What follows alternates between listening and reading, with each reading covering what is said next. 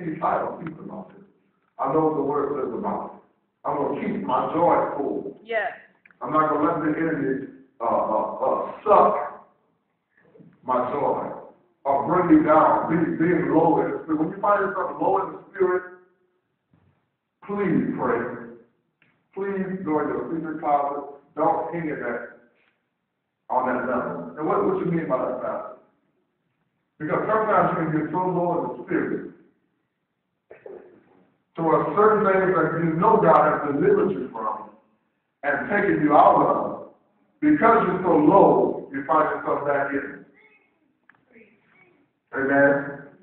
So that's why it's important for you to keep peace in the midst of the storm, because it can't bring you down. Let's take for a second, important note. Some people can say, well, I have a problem with drinking. I'm an alcoholic. But as long as everything's good, I'm fine. As soon as it gets rough, I don't know what to do. I'll run to the bottle.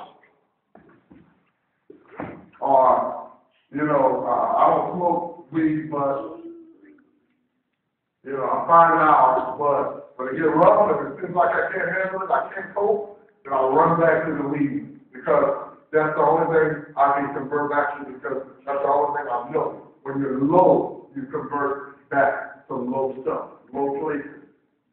Amen? So peace keeps you soaring during the storm. So even though it's rough for me, I don't have to convert back to the old thing I used to do to find peace. Amen? So, how do I have peace in the midst of the storm, man? How do I obtain that peace? I see the importance of peace. How do I have that in the storm? It's easier said than done. How do I do that? Let's look at it. Peace is a fruit of the Spirit. If you look at Galatians 5, 22 through 23, you don't have to turn there right now. We can read that on the other time. It talks about the fruit of the Spirit. As we transform, our lives reflect more of God's character. Evidence of our relationship with God grows in our lives. Peace is one of the fruits of the result of being in a relationship with God. One, check your relationship. You want peace? Check your relationship with God. Because a relationship with God produces the fruit of the Spirit. Yeah. One of the fruits of the Spirit is peace. Amen. So if you don't have peace, check your relationship. Check it. Come on now. Amen. Why are you so uneasy all the time? Why you don't have peace? Check your relationship. That's one of the fruits of the Spirit, peace. Why you don't have it? Number 2, ask for wisdom during the storm. Let's talk about it to Proverbs 3. And we're going to look at 17 and 18. Amen. So number 1, peace is the fruit of the Spirit. A fruit of the Spirit is peace. God, this is some good stuff. Love it. Yes, Lord. Ain't no hoop in entertainment. But this is some information that will help you in the week. Yes. I don't want the hoop. God said I can do that too, and I can do it well. But today we need some information on it. Amen. Let's go. I know what God said. Let's teach me how to work it. Let's go. Number 2, ask for wisdom during the storm. Why? Wisdom produces peace. Really? Let's read it. Ladies, you read 3 and 17 and 18 for me.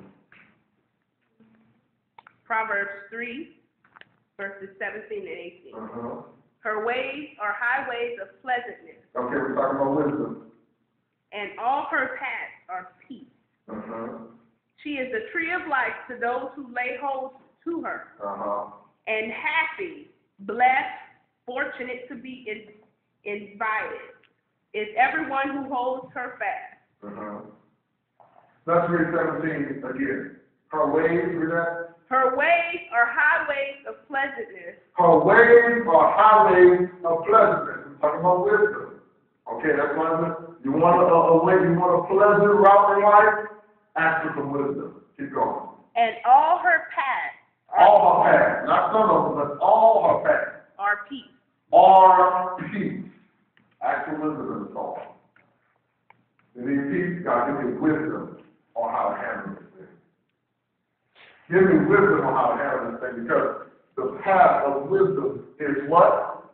Peace. Peace. What's the path of wisdom? Peace. Anybody ever met a foolish person? Mm-hmm. Person with no wisdom. They don't make wise decisions, they're just foolish. And they old people.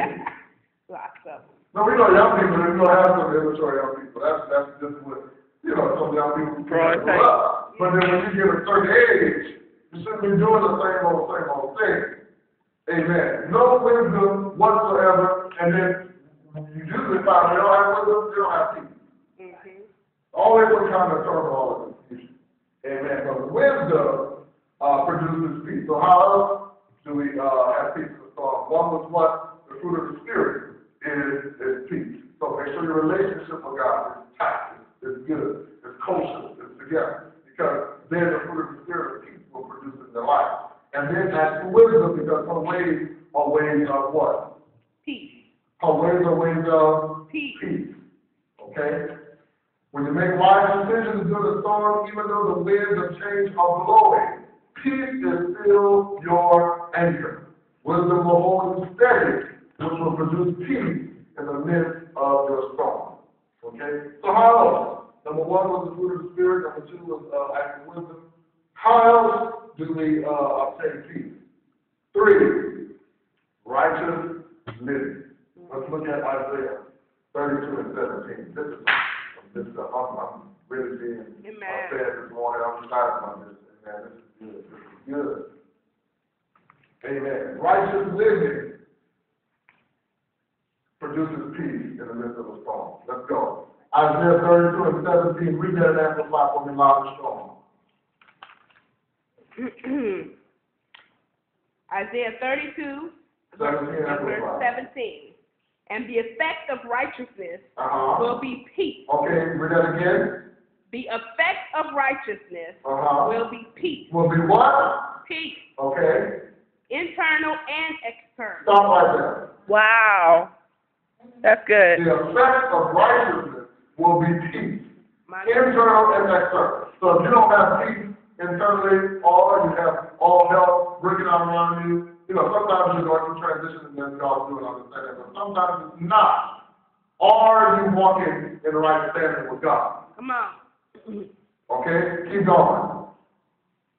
And the results of righteousness will be the quietness and confidence and trust forever. The result of righteousness will not only be peace, but it's quiet.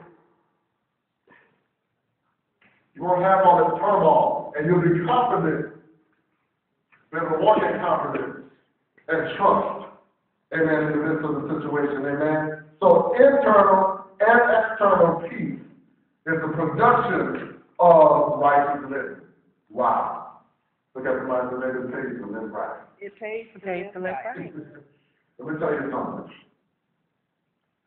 Those little skeletons in the closet that'll rip you to pieces internally to where they'll start affecting you externally. Amen.